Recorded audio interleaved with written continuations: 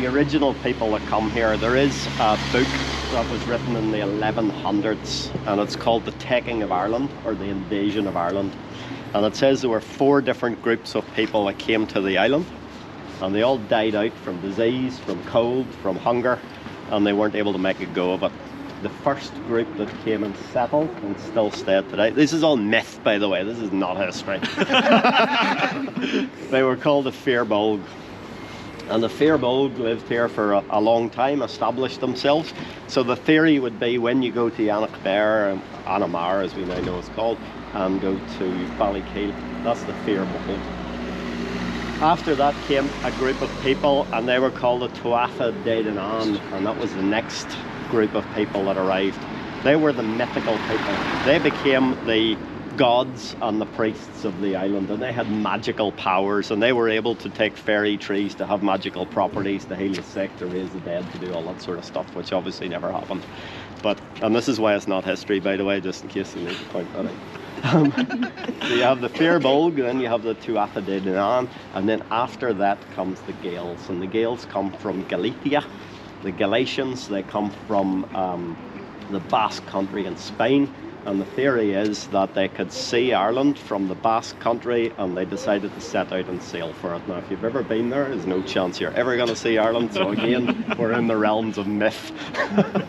So, how true is this? Well, historians reckon that perhaps there was a large number of invasions into the island, mostly and probably from Spain, because the Irish people come from, they are Gaels, not from Gaul, not from France, but from Spain and England. They come from France and the mainland.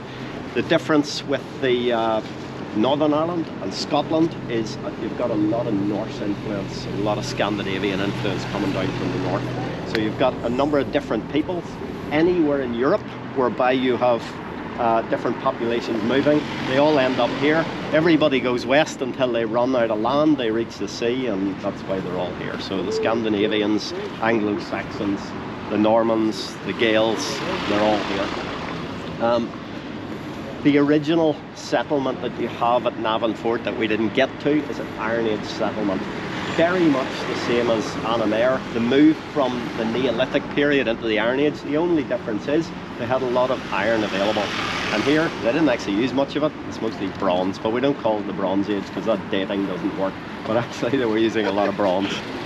And that's why sequencing rather than dating makes sense. So at Navan Fort, it was a significant site.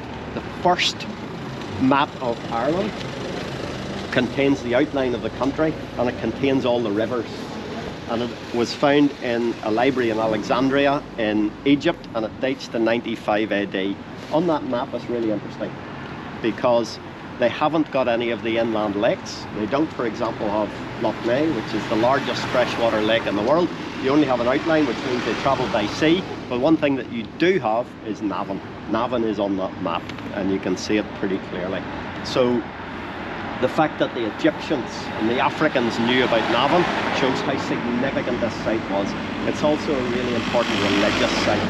So on the top of the mountain, they built a huge temple.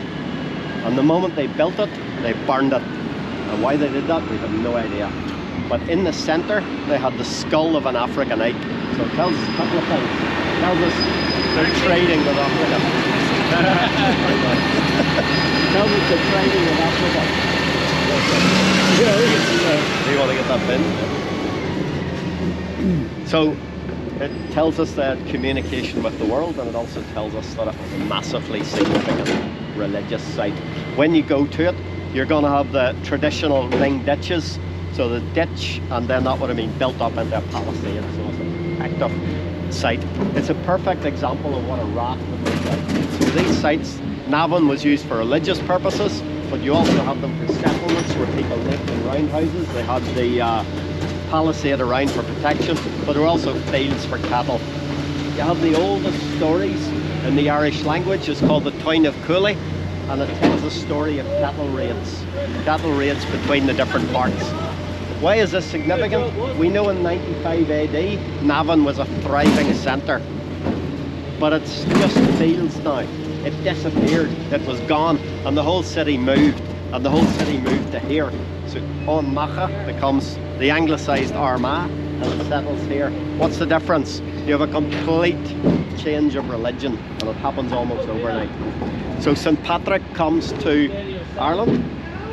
St. Patrick establishes church in 445 AD, so 5th century.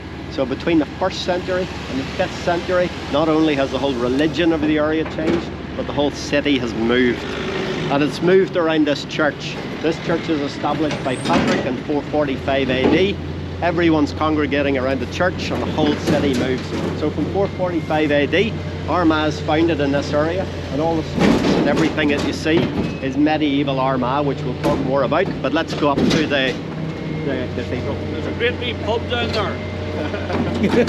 Thanks for the tip. Yep.